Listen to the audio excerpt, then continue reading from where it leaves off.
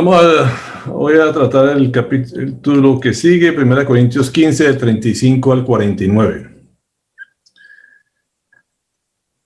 Voy a leer el primer versículo por versículo, vamos a tratar de glosarlo. Tenían varias conferencias tratando de la meter en una sola, así que vamos a ver cómo sale esto. Voy a leer el primer versículo, es 1 Corintios 15, 35, dice así: tal vez alguien pregunte, ¿cómo resucitarán los muertos? ¿Con qué clase de cuerpo vendrán?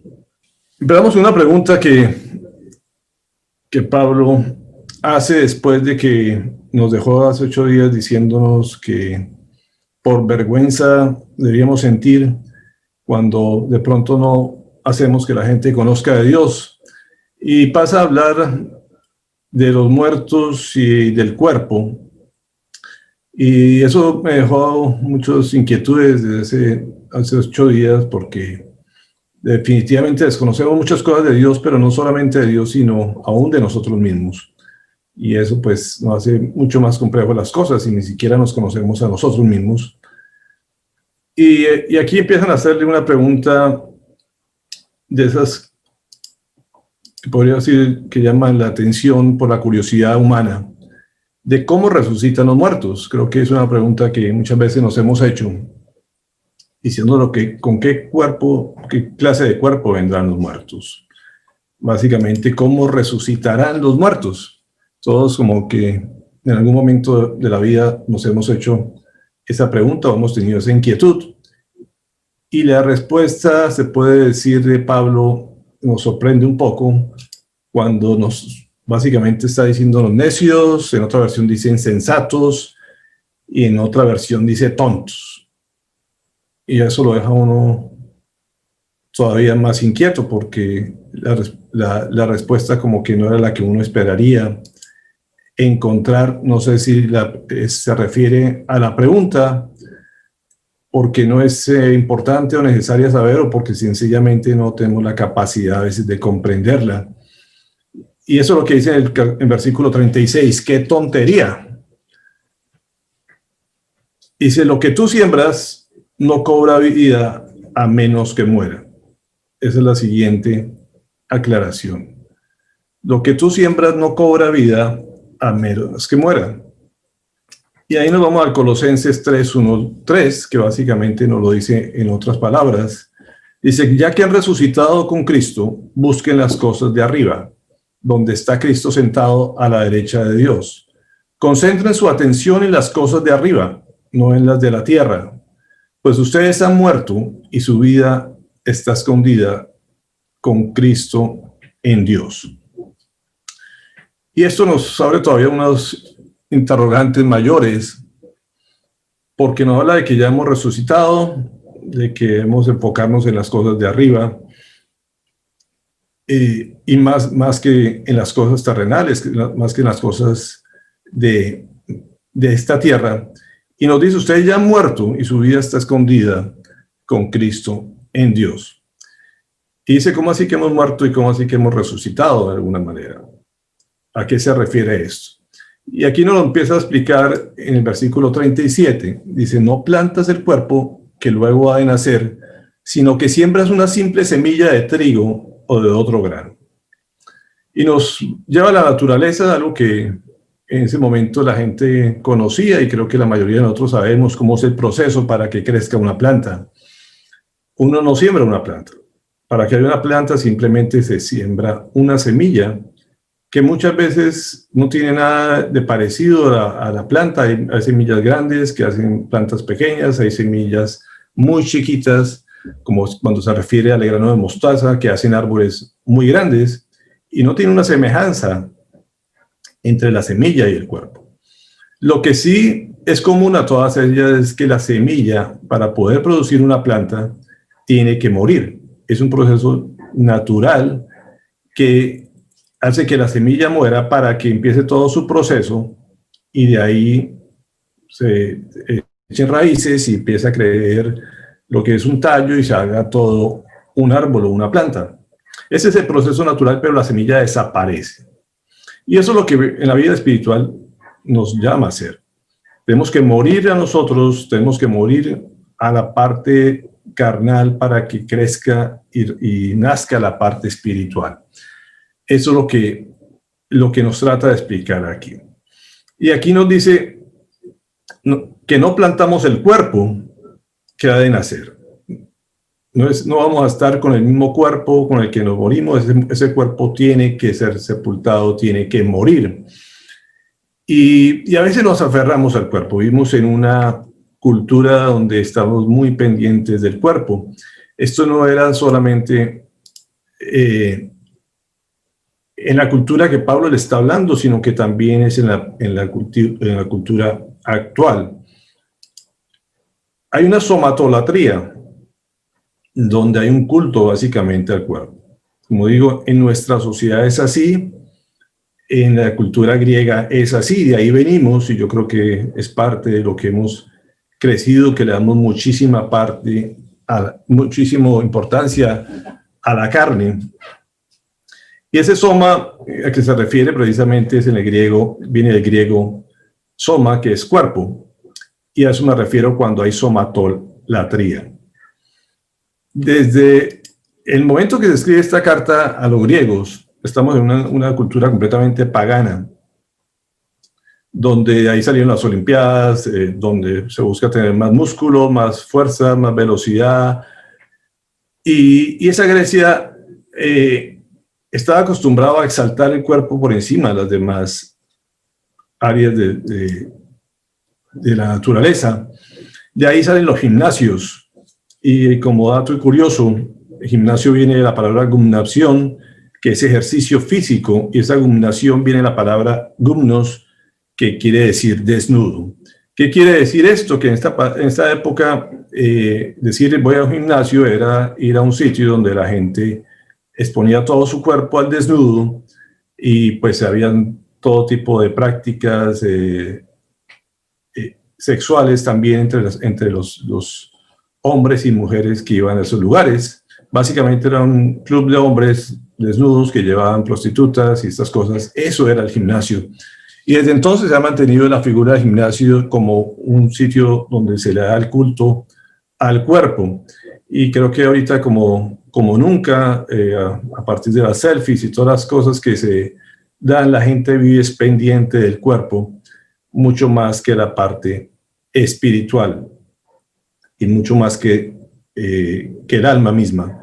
Así que no es nada nuevo para nosotros entender lo que pasaba en esa época que fue escrita esta carta a los Corintios. Sin embargo, en el versículo 38 dice, pero Dios le da el cuerpo que quiso darle y a cada clase de semilla le da un cuerpo propio. Y aquí nos va a ver la soberanía de Dios en el tema del cuerpo.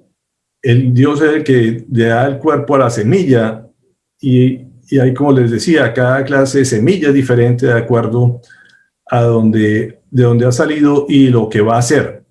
Y a cada semilla le da un propio cuerpo. Como digo, no hay una semilla igual a otra. Así como un árbol, no hay un árbol igual a otro, así como una persona no es igual a otra, todos absolutamente somos particulares y especiales para Dios.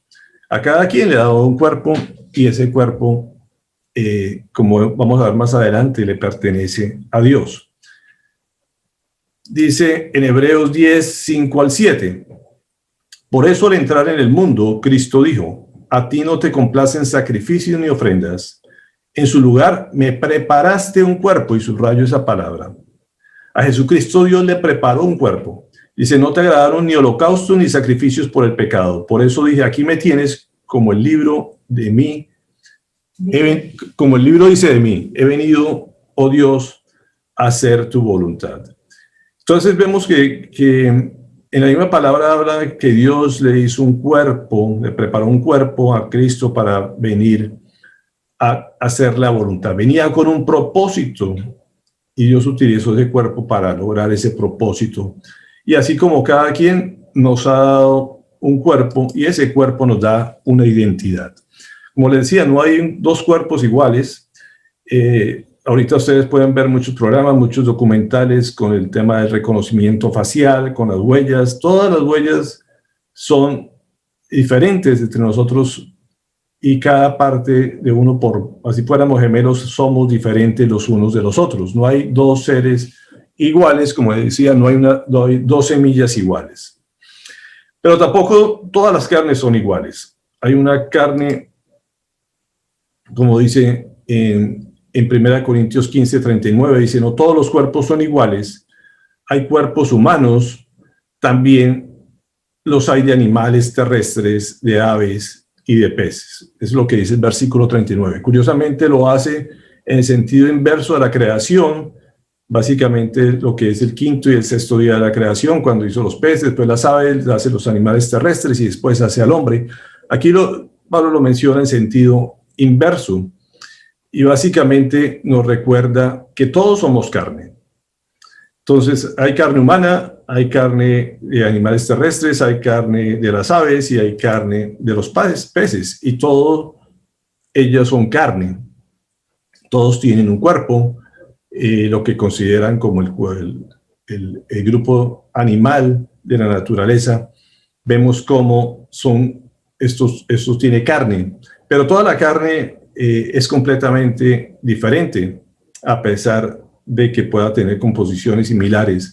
Pero para los científicos es normal estudiar este tipo de carne y encontrar que cada una tiene una característica especial, y cada carne de cada animal es diferente. Dios lo hizo así, así dispuso de todos los seres vivientes que tienen carne. Aquí no vamos a pasar a otro tema, a otros términos todavía más interesantes. Nos dice el versículo 40 y 41. Asimismo, hay cuerpos celestes y cuerpos terrestres, pero el esplendor de los cuerpos celestes es uno y el de los cuerpos terrestres es otro. Uno es el esplendor del sol, otro el de la luna y otro el de las estrellas. Cada estrella tiene su propio brillo. Y aquí se empieza a complicar un poquito más el asunto. Nos habla de cuerpos celestes, cuerpos terrestres, y nos habla, así como decía, hay diferentes cuerpos. Aquí también nos dice que cada estrella tiene su propio brillo. O sea, cada cuerpo celeste, que cuando uno mira al cielo y ve las estrellas, el Señor nos dice que también que cada estrella tiene una intensidad de luz diferente, y los científicos también pueden darle nombres a esas estrellas. No hay una estrella igual que otra, y esa empieza a compararnos, después de llevarnos del plano espiritual a la carne, al cuerpo, nos empieza otra vez a subir al cielo, a mostrarnos las cosas del cielo, y nos empieza a demostrar que cada ser es diferente y cada estrella también tiene su propio brillo. Así que cada uno de nosotros también tenemos nuestro propio brillo. Cada quien emite una luz diferente en términos espirituales. Filipenses 3:21 nos dice: Él transformará nuestro cuerpo miserable para que sea como un cuerpo glorioso, mediante el poder con que se somete a sí mismo todas las cosas. Y aquí nos mete todavía otro término adicional. Tenemos un cuerpo, pero hay un cuerpo que es miserable y un cuerpo que es glorioso. Que todo esto lo va a hacer con el poder de Dios. Él es el único que tiene la capacidad para transformar ese cuerpo en un cuerpo celestial, terrenal a uno celestial. Y eso es lo que nos menciona en 1 Corintios, en el versículo 42 y 43. Dice: así sucederá también con la resurrección de los muertos. Lo que se siembra en corrupción, resucita en incorrupción. Lo que se siembra en oprobio o deshonra, resucita en gloria. Y lo que se siembra en debilidad, resucita en poder. Y aquí pareciera uno como una contradicción a lo que uno siempre ha conocido. Siempre hemos dicho, si uno siembra una semilla de mango, pues obtiene un árbol de mango. Si siembra una de aguacate, pues se recibe un árbol de aguacate. Y aquí pareciera que esto se contradijera, porque aquí pasa algo diferente. Aquí nos dice, se siembra en corrupción y se resucita en incorrupción. Se siembra en deshonra y se resucita en gloria. Se siembra en debilidad, se resucita en poder. Aquí hay algo diferente a lo que nosotros conocemos. Aquí ya nos empezamos a sorprender de lo que Dios empieza a hacer a través de su poder, cómo cambia la misma naturaleza que hasta ahora hemos conocido. Y ahí viene por qué la pregunta, porque tratamos a veces de preguntar cómo es el cuerpo, cómo va a ser, cómo vamos a vivir, qué vamos a hacer. Y como les decía, nos cuesta conocer lo natural, nos cuesta entender lo terrenal, nos cuesta conocer nuestro propio cuerpo, pero a veces tratamos de entender lo que pasa en la vida espiritual, en la parte sobrenatural. Y lo que nos dice el Señor es que estemos tranquilos por ese aspecto. Y en Efesios 5:29 nos aclara este punto, dice, pues nadie ha odiado. Pero bueno, básicamente nos insiste en eso. Nosotros no somos para entender lo que va a pasar más adelante, y no por eso tenemos que descuidar lo que ya tenemos y conocemos. Al contrario, tenemos una gran responsabilidad con lo que el Señor nos ha dado aquí. A veces, como digo, tenemos más puesta la mirada en lo que queremos ser allá que lo que tenemos que cuidar acá. Así que no quiero tampoco degradar el cuerpo como algo secundario, y el Señor también insiste en esto, y esto es tener el equilibrio de las dos áreas, tanto del cuerpo que vamos a tener en la resurrección, pero no podemos descuidar lo que tenemos aquí en esta vida terrenal. Por eso en Efesios 5:29 dice, pues nadie ha odiado jamás su propio cuerpo, al contrario, lo alimenta, lo cuida, así como Cristo hace con la iglesia. Entonces, mientras tengamos este cuerpo, tenemos la obligación de cuidarlo. Es una responsabilidad, sin irnos al lado de la corpolatría, básicamente, o somatolatría. Tenemos una responsabilidad con ese cuerpo de cuidarlo y alimentarlo. Tenemos que mirar bien buena alimentación en todas las áreas de nuestro cuerpo físico, hacer el ejercicio, todo lo que tenemos a nuestro alcance para estar pendientes del cuerpo. También Pedro nos dice que la belleza de ustedes no sea la externa, que consiste en adornos tales como los peinados, ostentosos, joyas de oro, vestidos lujosos, que su belleza sea más bien la incorruptible, la que procede de lo íntimo del corazón y consiste en un espíritu suave y apacible, y esta sí que tiene mucho valor delante de Dios. Entonces aquí nos empieza también a poner un equilibrio el Señor, también a hablarnos de que no debemos tanto fijarnos en lo externo, que a veces nos entretenemos mucho en eso. En este caso se lo dice especialmente a las mujeres, sino que empieza a decirle también, cuídese lo de adentro, cuídese lo interno, lo que tiene que ver con el corazón, y ahorita vamos a ver a qué se refiere esa parte del corazón que habla aquí, y que dice que consiste también en espíritu suave y apacible, que eso es lo que le da valor delante de Dios. Entonces, es un equilibrio entre lo externo y lo interno que debemos tener cuidado. Y todavía nos hace Pablo una referencia un poco más gráfica, también dándonos una proporción tanto del cuerpo físico que tenemos como del cuerpo espiritual. Dice, de hecho sabemos que si esta tienda de campaña en que vivimos se deshace, tenemos de Dios un edificio, una casa eterna en el cielo, no construida por manos humanas. Y nos empieza a colocar el cuerpo como un estuche, como una tienda de campaña, una carpa básicamente, donde hay cosas adentro, pero nos dice que lo que el Señor nos tiene allá es un edificio comparado con eso. Entonces, comparar como una carpa, compararlo con un gran edificación hecho por Dios mismo, para que tengamos una idea de lo que nos depara en el cuerpo que vamos a tener.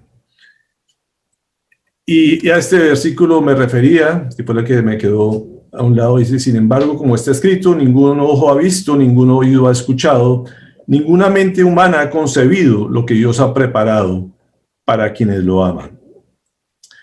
Entonces, no tenemos idea, no podemos imaginarnos todo lo que es ese cuerpo que el Señor nos tiene preparado, ni muchas otras cosas que el Señor tiene preparados para sus hijos, para quienes los amamos. Y a eso se refiere un poco la respuesta que dio Pablo cuando le hicieron esta pregunta, porque queremos saber cómo va a ser la otra vida cuando muchas veces, como digo, no entendemos lo que tenemos acá ni lo que somos.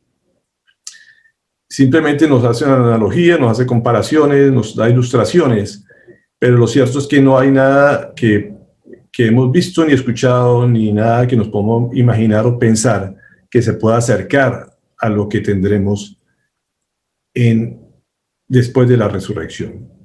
Primera de Corintios 6, 19 al 20 dice: ¿acaso no saben que su cuerpo es templo del Espíritu Santo, quien está en ustedes y el que han recibido de parte de Dios? Ustedes no son sus propios dueños, fueron comprados por un precio, por tanto, honren con su cuerpo a Dios. Entonces, nos aclara en forma muy enfática de que nosotros debemos utilizar ese cuerpo para honrar a Dios, pero de que además ese cuerpo como tal también sirve de habitación, de lugar donde reposa el Espíritu Santo, y por lo cual no somos dueños de este cuerpo porque hemos sido comprados por la sangre de Cristo. Eso es lo que nos dice Pablo en este pasaje. Y de ahí la importancia, como digo, también de cuidar nuestro cuerpo. No es cualquier cosa y por lo tanto tenemos que tener el templo del Señor lo mejor preservado posible. Sin embargo, el versículo 44 del 1 Corintios 15 nos dice: se siembra un cuerpo natural, pero resucita un cuerpo espiritual. Si hay un cuerpo natural, también hay un cuerpo espiritual. ¿A qué se refiere Pablo con esto? Cuando habla precisamente que el Espíritu mora en nosotros, pero a ese se refiere cuando hasta ese momento tenemos cuerpo espiritual o antes de conocer al Espíritu Santo, antes de haber aceptado al Señor y que viniera a vivir en nuestra vida, ¿no tenemos cuerpo espiritual? Son preguntas que pueden salir de ahí cuando hablamos del cuerpo natural y cuerpo espiritual. Y aquí empezamos a meter otro término adicional, o Pablo nos incluye otro término de que tenemos como si tuviéramos dos cuerpos, uno natural y otro espiritual. Y eso nos podría entrar a un poquito de confusión, y hoy trataré de darle un poquito de claridad a esto. Cuando hablamos del dualismo, el ser humano a veces ha tratado de entender el cuerpo, nuestra vida, nuestro ser, como una parte corporal y otra parte del alma o espiritual. Creo que esta semana precisamente comentábamos sobre esas inquietudes y a veces las confusiones que hay. Y era lo mismo que pasaba entre los filósofos de la época de Pablo. Tanto Sócrates, Platón, Aristóteles, todos trataban de hablar de ese dualismo y que nosotros simplemente éramos cuerpo y alma. Dentro del idioma hebreo es a veces difícil verlo de otra manera. Ellos daban ese concepto también porque no había otra palabra que pudiera a veces dilucidar o separar esa parte del cuerpo y alma. Sin embargo, en el Nuevo Testamento, aquí queda la pregunta precisamente: ¿somos dos o somos tres partes? ¿Somos alma, espíritu y cuerpo, como dice Pablo, o somos cuerpo, alma y espíritu en uno solo, como de pronto lo podían entender los judíos a través del idioma hebreo, que, como decía Gloria esta semana, había unos términos especiales que ellos ahorita los vamos a ver. Si solamente era alma y espíritu, o un cuerpo y el cuerpo, o era un alma, un espíritu y un cuerpo. Y podríamos hablar de que somos seres tripartitas, como lo dice Pablo, que fue el primero que nos empieza a dar claridad, y precisamente Pablo le está hablando a estos filósofos y también le hablaba a los judíos en estos términos, dándole claridad de qué somos, cómo somos nosotros internamente. Y nos habla, el primero que empieza a hablar de esta forma, de que somos espíritu, alma y cuerpo, para que podamos tener mucho más claros los conceptos de cómo funcionamos. Y hoy voy a tratar de aclarar un poco más el tema, cómo funciona todo nuestro ser, y que podamos tratar de entender estos tres conceptos. Así que cuando él habla del hombre tripartito, nos está separando el cuerpo, alma y el espíritu. El alma es lo que está gobernado por, o lo que gobierna lo que sentimos, lo que opinamos, lo que queremos, las emociones básicamente, y el cuerpo o el hombre espiritual es gobernado por el espíritu, que es nuestra identidad por fe en el Señor. Así que hoy voy a hacer uso de varias gráficas que he encontrado en internet para tratar de darle un poco de claridad a este tema. El alma como tal está referida también como vida. Y definitivamente lo que le da individualidad a cada ser humano. Cada quien tiene un alma y cada quien, en base a lo que acabamos de ver, nos diferencia unos de otros. Así nos parezcamos físicamente, como decía, pueden haber gemelos que se parecen mucho, a pesar que como vemos que no son exactamente iguales, y una máquina en este momento, un computador, puede diferenciar la cara de uno, así aparentemente sean muy parecidos, pero definitivamente son diferentes. Pero lo que piensa cada uno, la forma que actúa, la forma que reacciona ante las situaciones, la forma que se comporta, que toma sus decisiones, es completamente diferente uno a otro, y eso es lo que lo hace individual, o lo hace un individuo único. Esta palabra alma, perdón, adelante, viene de una palabra griega que se conoce como kai, que tiene que ver con lo que es la vida, o ser viviente. Y lo curioso de esta palabra también es que se refiere es un término plural.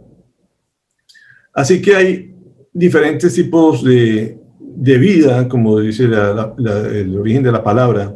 Hay una vida animal, otra animada, que tiene que ver con este término de animal o animada cuando se refiere al alma.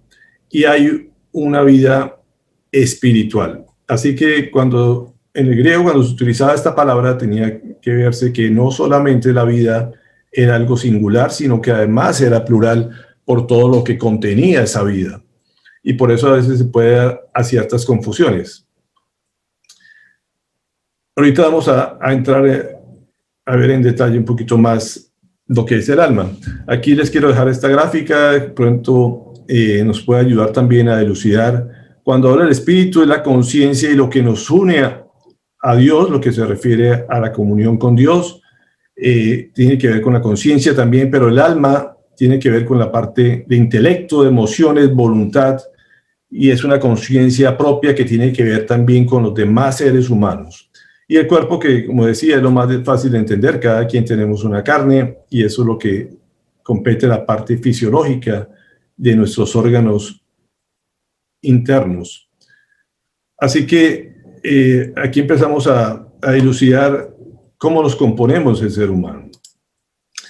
El alma, como les decía, tiene que ver con las emociones, los mandatos paternales, donde radica el yo personal, la mente, la voluntad. Y por medio del alma somos conscientes de nosotros mismos, y en ella radica la personalidad del ser. Así que el alma incluye toda esa parte de pensamiento, de emociones, de voluntad. Eso es lo que implica el alma y lo que nos hace singulares o particulares a cada uno de nosotros.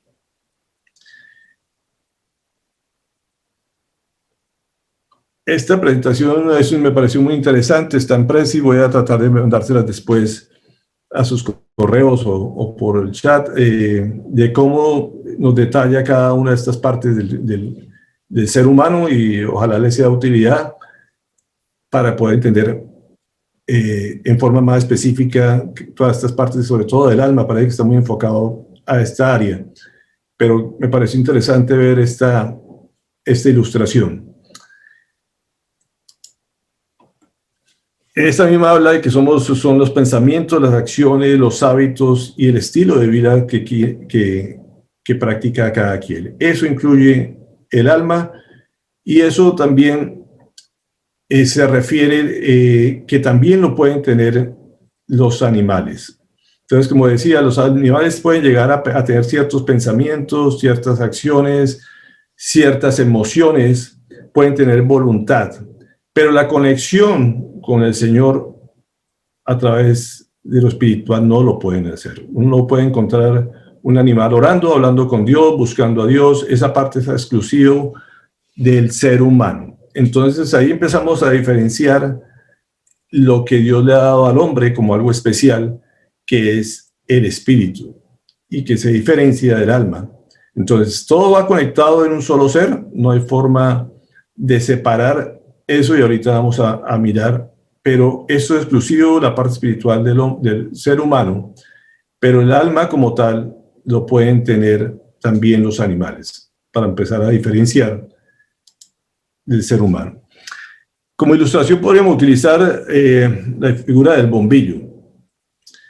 El bombillo tiene una estructura básicamente material de vidrio y adentro puede tener una resistencia. Podríamos decir que el cuerpo como tal, la parte física que tiene adentro, podríamos decir que el alma está lo que tiene en su interior, que es una resistencia. Pero hace falta precisamente la energía eléctrica, que es lo que hace que haya la luz. Entonces un bombillo como tal, podríamos decir, está muerta, si no tiene una energía. No sirve absolutamente de nada. Cuando llega la energía y se conecta ese bombillo, todas estas emociones, pensamientos, voluntades, están conectadas con el Creador, con la parte espiritual, hace que se dé la luz. Me pareció interesante también esta figura, me parece que puede ser ilustrativo y podríamos también ver el caso de un mudo. Un mudo también tiene boca, tiene lengua, tiene cuerdas vocales, tiene un cerebro que da las órdenes. Pero si no está conectado todos estos órganos el uno al otro, pues sencillamente no puede hablar. Y mientras no puede hablar, podríamos decir, está muerta su boca, está muerta su lengua. ¿Por qué? Porque estas cosas no están conectadas. Y así mismo pasa en nuestra vida. Si no estamos conectados el cuerpo con el alma y el alma con el espíritu, pues sencillamente es como si fuéramos muertos y eso podemos empezar a entender a qué se refiere cuando estábamos muertos anteriormente, sin esa conexión que nos da la vida. Vamos a 1 Corintios 15, 45. Así está escrito: el primer hombre, Adán, se convirtió en un ser viviente. El último Adán, en el espíritu que da vida. Y aquí empezamos a todavía enredar más el asunto. De pronto espero que no sea así, pero son lo que Pablo nos ilustra, todas estas figuras que nos pone para que podamos entender.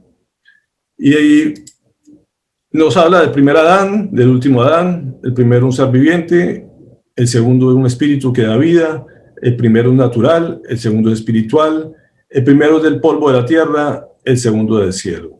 Nos está hablando de dos principios diferentes, dos orígenes diferentes. Primero, antes de que viniera Jesucristo, nos refiere a que todos veníamos de Adán, y después de Jesucristo, como venimos de Cristo. Pero sus orígenes y sus naturalezas, se pueden decir, son diferentes. Y nosotros, como hijos de Él, tenemos parte de las dos, tanto la parte natural como espiritual. Somos del polvo de la tierra, pero también somos del cielo, como es nuestro hermano Jesucristo.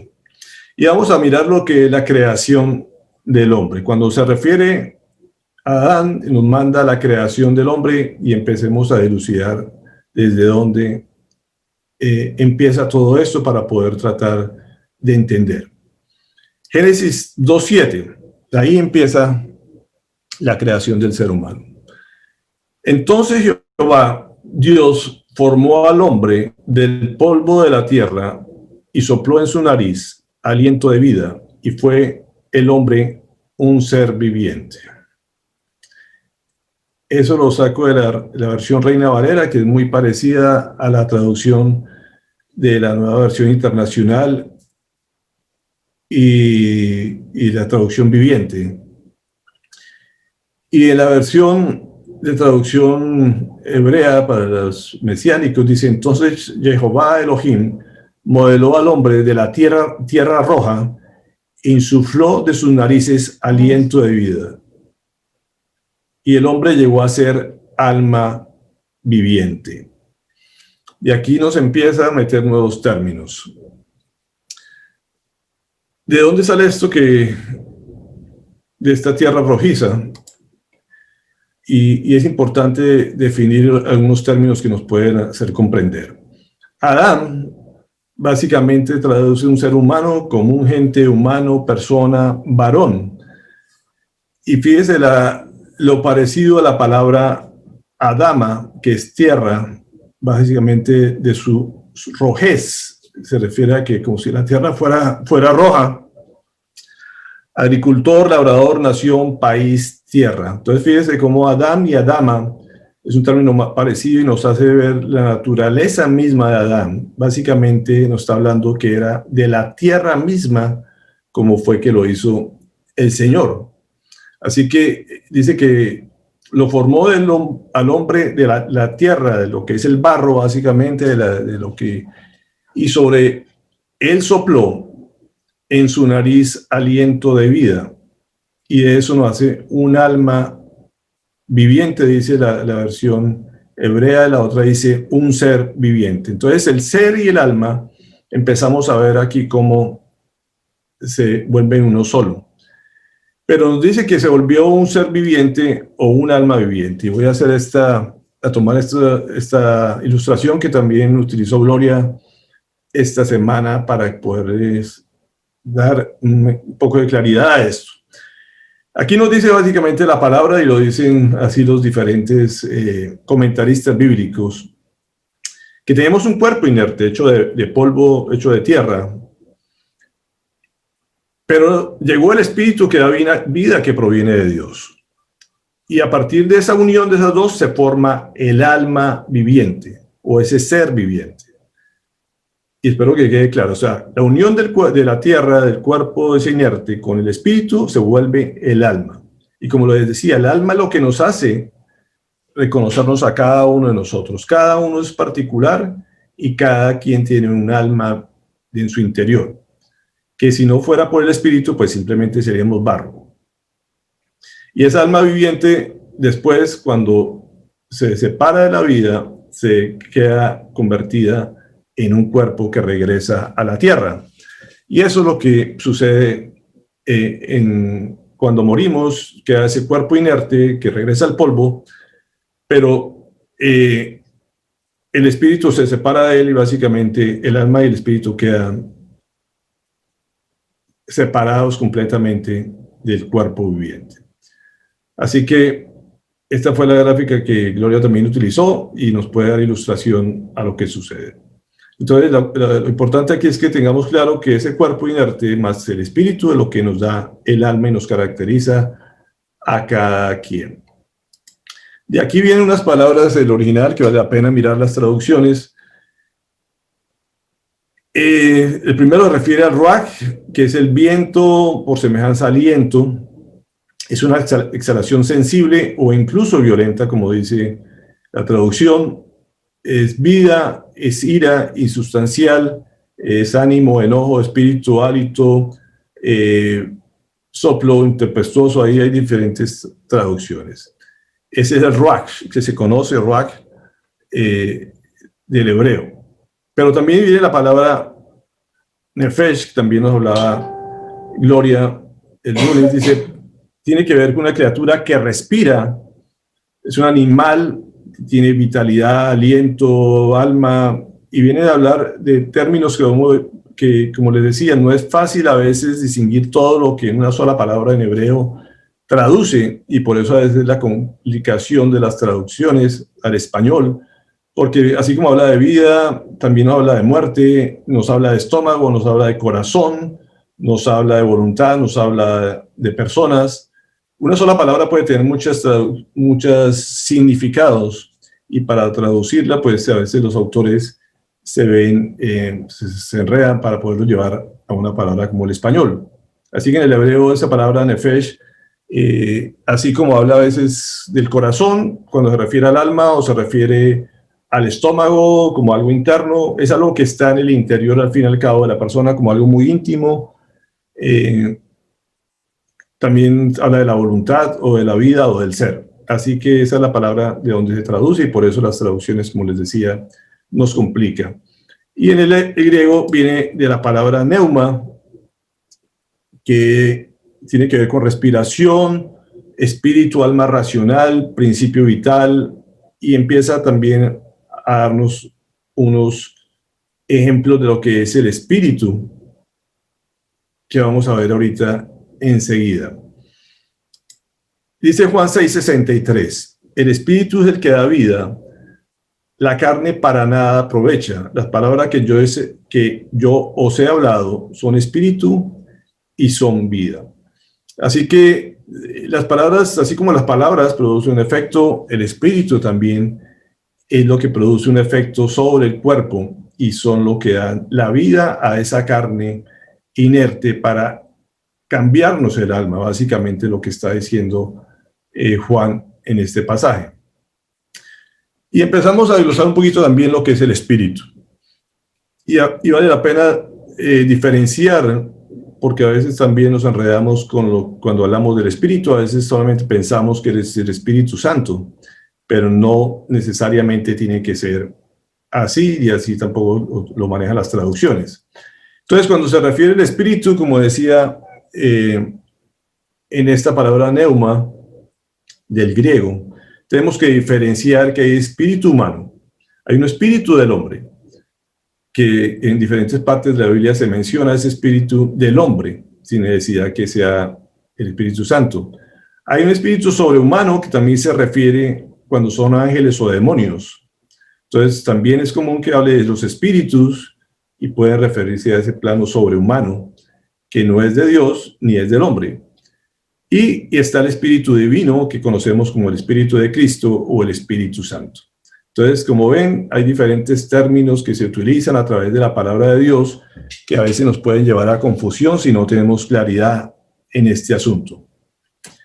Romanos 8:16 nos da un testimonio de esto, antes de pasar a Romanos 8:16, aquí vuelvo y les pongo otra gráfica que me pareció interesante, donde nos separa el corazón del hombre con el centro, como dice, lo más íntimo, tiene que ver con el alma, que es mente, emociones y voluntad, el cuerpo con anatomía, morfología, fisiología, y el espíritu tiene que ver con la intuición, la conciencia y la comunión con Dios.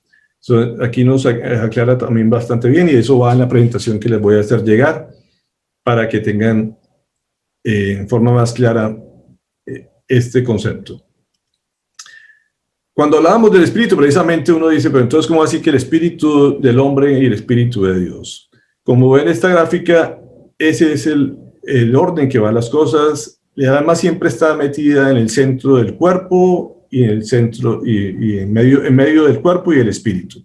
No hay forma de pasar de un lado a otro. O sea, siempre el alma va a estar aquí en la mitad de esas dos seres, y dentro de ese espíritu del ser, o ese espíritu humano, entra a ocupar el Espíritu Santo. Así que esto también nos aclara un poquito cuando el Espíritu Santo viene a nuestro espíritu y le habla a nuestro espíritu, como dice Romanos 8:16. El Espíritu mismo da testimonio a nuestro espíritu de que somos hijos de Dios. Y vemos cómo la palabra empieza a diferenciar lo que es el Espíritu de Dios y el Espíritu del hombre. Entonces, el Espíritu de Dios viene a ocupar nuestro espíritu, y nuestro espíritu empieza a dominar nuestra alma, o sea, empieza a dominar nuestras emociones, nuestros pensamientos, nuestra voluntad. Y esas emociones, pensamiento y voluntad también van a influir en lo que es nuestro cuerpo físico. Así que todo esto va completamente unido, esto ser, y no se separan hasta el día que morimos. Primera de Corintios, perdón, aquí ya falta una O, 3:16 dice, ¿no saben que ustedes son templo de Dios y que el Espíritu de Dios habita en ustedes? Así que cuando uno recibe a Cristo, ese espíritu también viene a habitar en nuestro ser, pero viene a habitar en la parte del espíritu para que controle las otras áreas de nuestro ser. Si hay dudas, vamos al final, van anotándolas y al final tratamos de resolver por si es demasiada información o alguien se desconecta.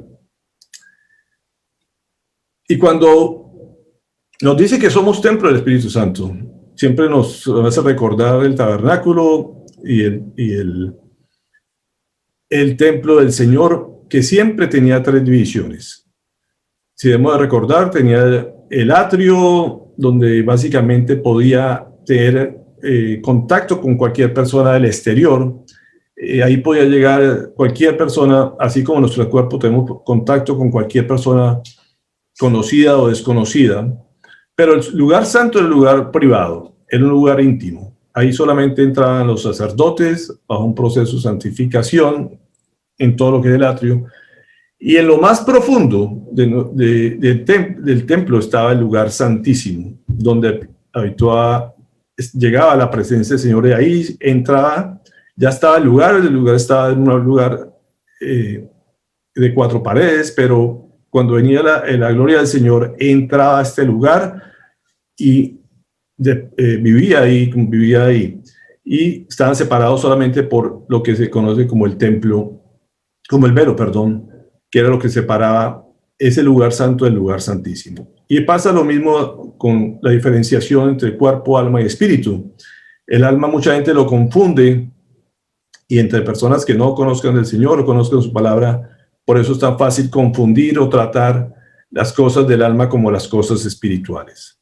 Y son 2 conceptos completamente diferentes, y gracias a Pablo podemos hacer esa diferenciación también por esa revelación que le ha hecho el Espíritu a través de él. Podemos diferenciar estas cosas. Por eso mucha gente nueva era, muchas cosas tratan de solucionarla a través del pensamiento, de las emociones, o los psicólogos, tratan de resolver muchas cosas espirituales desde ese punto, y no pueden discernir de lo que es espiritual, y por lo tanto no alcanzan a actuar sobre lo que es el espíritu. El espíritu es el que gobierna al final y al cabo las otras 2 áreas, y como digo, los médicos conocemos lo que es la parte de afuera, el cuerpo físico, los psicólogos tratan la parte de las emociones, la parte del alma, pero la parte del espíritu solamente se trata con las personas que conocen de Dios y a través del Espíritu Santo. Así que eso nos da también una explicación de lo que es nuestro ser. Así nos compara el Señor en esta ilustración del templo. 1 Tesalonicenses 5:23 dice que Dios mismo, el Dios de paz, los santifique por completo y conserve todo su ser, espíritu, alma y cuerpo, irreprochable para la venida de nuestro Señor Jesucristo. Entonces la santificación, fíjese que tiene un proceso, no es por casualidad que el orden que Él se lo pone ahí. Primero el espíritu, después el alma y después el cuerpo. Así tiene que ser la santificación. Así que no podemos controlar las cosas del alma, como decía, las emociones, los pensamientos y la voluntad, si no estamos sujetos al espíritu y no empezamos a tratar todos los temas del espíritu para sanar esa alma. Y a veces no podemos sanar el cuerpo si esas cosas del alma no están sanadas. Y así ese proceso que Dios hace siempre, las cosas de Dios empiezan de adentro hacia afuera. Y si van a ver las cosas de Satanás, empiezan a actuar de afuera hacia adentro. Él entra por nuestros sentidos, afecta nuestra alma, para después ocupar la parte espiritual. Entonces, fíjense cómo van en sentido inverso los 2 tratamientos. Desde la creación, desde que el hombre cayó, precisamente, ¿por dónde entró? Precisamente por los ojos, por lo atractivo, por lo que se conocía como el árbol del bien y del mal. Pruébalo aquí, toma esto, míralo. Eso es lo que el Satanás siempre hace. Y después empieza a cambiarle el razonamiento, a hacerles preguntas, así sean mal hechas, pero lo hacía para que razonaran, los pusiera a tentar por ahí, para después capturarles el espíritu. Así que siempre Satanás va de afuera hacia adentro y el Señor empieza a hacer el proceso de adentro hacia afuera en esas tres mismas áreas. La palabra de Dios actúa también a través de esto. Dice, ciertamente la palabra de Dios es viva y poderosa y más cortante que cualquier espada de dos filos. Penetra hasta lo más profundo del alma y del espíritu, hasta la médula de los huesos y juzga los pensamientos y las intenciones del corazón. Así que aquí también nos habla de cómo entra la palabra y empieza a actuar en nuestro ser, a través del alma, del espíritu y de la parte física. Volvemos a 1 Corintios 15 y vamos a mirar qué otro tema nos habla Pablo aquí. Dice, no vino primero lo espiritual, sino lo natural, y después lo espiritual. El primer hombre era del polvo de la tierra, el segundo hombre del cielo. Como es aquel hombre terrenal, así son también los de la tierra. Y como es el celestial, así son también los del cielo. Y así como hemos llevado la imagen de aquel hombre terrenal, llevaremos también la imagen del celestial. Y aquí nos habla de que tenemos una imagen terrenal y una imagen celestial. Como les decía, a veces tratamos de separarlas mucho, pero si dice que nosotros hemos hecho a imagen y semejanza de Dios, eso es lo que entendemos y así tenemos una imagen terrenal, pero también dice que tendremos una imagen celestial. Ambas imágenes nos hablan de cierta sustancia, cierta materia. Como les decía, no la conocemos en su totalidad, pero cuando vemos la palabra del Señor, que cuando Jesús resucitó, lo fueron a abrazar y le decían, no me agarres, no me tomes, o cuando fueron a comer, vieron que comía con ellos. Cuando le dijo también, pon mi mano aquí en mi costado, vemos que eran algo material en ese momento, a pesar de que tenía un cuerpo ya resucitado. Eso nos permite tener una imagen de lo que es el cuerpo terrenal, de lo que es el cuerpo terrenal, pero al mismo tiempo de esa imagen del cuerpo celestial que hemos de tener. Así que no es que hablemos de algo completamente distinto, completamente otra figura, no vamos a tener un cuerpo de animales, ni otro tipo de carne, ni otro tipo de materia. Simplemente hay cosas que el Señor Jesucristo demostró que teníamos que seguir con cierta sustancia, cierta materia que tenía unas propiedades que no conocemos, porque podía atravesar de pronto paredes, podía atravesar ciertos limitantes que hoy esta materia no lo puede hacer. Pero de todos modos hay un cierto material. Cuando nos hablaba de que somos a imagen y semejanza de Dios, tenemos que recordar esta figura que me pareció también interesante. Dice 1 Juan 5:7, porque tres son los que dan testimonio del cielo, el Padre, el Verbo y el Espíritu Santo. Estos tres son uno. Y en Génesis 1:26 decía, entonces dijo Dios, hagamos al hombre a nuestra imagen conforme a nuestra semejanza. Y aquí vemos a Dios como tal, como decía, no lo podemos conocer en su totalidad, estamos muy lejos de eso, pero también era un Padre, un Hijo y un Espíritu Santo. El hombre también tiene un espíritu, un alma y un cuerpo, y eso nos hace también algo único. O sea, no se puede dividir ninguna de estas áreas. Somos a imagen y semejanza de nuestro Padre. Pero también hay jerarquías, como les decía, hay dentro de esas mismas esencia de nuestro ser, hay jerarquías, hay mandos. Podríamos decir, como veíamos del templo también, que hay un lugar santísimo y es el jefe básicamente. El lugar santo sería como el mayordomo o el alma que le obedece, tiene que obedecer al espíritu. Y esto, mayordomo, el que controla el cuerpo. Ese es el proceso natural que esto sucede. Después, seguramente dentro de 8 días vamos a hablar del opuesto, precisamente cuando entra el pecado, generalmente entra a atacar el cuerpo o a través del cuerpo, de las partes sensorial, va después a afectar el alma y por último termina afectando y tomando control del espíritu. Pero este es el proceso que Dios diseñó para el ser humano, que primero el espíritu mande sobre el mayordomo y el mayordomo tenga control sobre su cuerpo. Por eso nos dice 1 Tesalonicenses 4, 3 al 5, que cada uno aprenda a controlar su propio cuerpo de una manera santa y honrosa, sin dejarse llevar por los malos deseos como hacen los paganos, que no conocen a Dios. Así que, como les decía, por ahí es donde entra el enemigo. Tenemos que controlar el cuerpo en todas nuestras áreas a través de nuestra alma, que es la que controla, la que tiene la voluntad, la que piensa y la que siente. Como les decía, a veces la lengua, perdón, aquí tengo otro cuadro antes de entrar a la lengua, dice, el hombre de más afuera, el cuerpo es la ropa del alma y el espíritu, que es nuestra expresión con la cual nos comunicamos al exterior. El hombre exterior o alma, dice, la ropa del espíritu, contempla la voluntad, las emociones, el intelecto, y esta debe ser quebrantado para que el espíritu se manifieste, ya que es una cáscara dura que alberga nuestro amor propio, ego y nuestros propios anhelos y esclavitud. Debemos llevar cautiva nuestra alma para hallar descanso y deleite. Y el hombre interior, esa conexión con Dios, debe ser su hogar o morada y el canal para bendecir a otros por medio de su mano poderosa. Como decía, el cuerpo y la lengua son la expresión del alma. Es lo que nos muestra que es el cuerpo. Nosotros todo lo que a veces lo notamos cuando alguien tiene la mirada caída, cuando está decaído, aparentemente se nota en lo físico, pero el asunto es interno.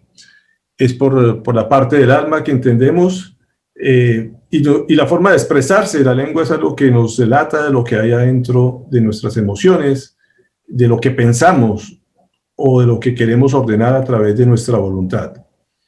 Pero todo esto, al final y al cabo, es reflejo de cómo está el espíritu. Y eso es lo que nos dice la palabra, que todo lo que salga de la boca refleja lo que hay en nuestro corazón o nuestra alma. Y lógicamente, quien domina esa alma es el espíritu. Así que todo esto va conectado y debe estar conectado, pero lo que nos hace conexión con Dios es la parte espiritual. Como les decía, hay animales que pueden hablar, pensar, tener voluntad, pero no pueden conectarse con Dios porque no tienen el espíritu, y eso es lo que les impide esa conexión. Todos fallamos mucho. Si alguien nunca falla en lo que dice, es una persona perfecta, capaz también de controlar todo su cuerpo. Así que, como dice Santiago 3:2, a veces nos equivocamos, lo que hablamos, lo que decimos. Lo importante es que siempre reconozcamos lo que hacemos, tratemos de controlar nuestras emociones, nuestros pensamientos, todas nuestras decisiones, y todo lo sometamos al Espíritu. Ese es nuestro papel, ese es nuestro deber como cristianos. Todo consultarlo a través del Espíritu, y que el Espíritu nos dé claridad, porque la mente es engañosa, nuestros pensamientos son engañosos, el conocimiento es engañoso, las emociones ni se digan. Por eso dice que cuando se refiere al alma como el corazón, dice el corazón es engañoso. No debemos hacer caso a eso. Siempre tenemos que buscar la guía del Espíritu Santo, la guía que tome control de nuestro espíritu, para que todo lo demás quede sujeto bajo su dominio en el alma, y eso se va a reflejar en nuestra parte física, en nuestra parte corporal. Así que he tratado de mezclar un poco lo que Pablo nos está hablando de este pasaje, no alejarnos de nuestro tema principal, pero al mismo tiempo que demos un poco de claridad a lo que esta semana se estuvo hablando, y que de pronto pudieran quedar dudas en esta parte de la mente, cuerpo, el espíritu, alma y cuerpo.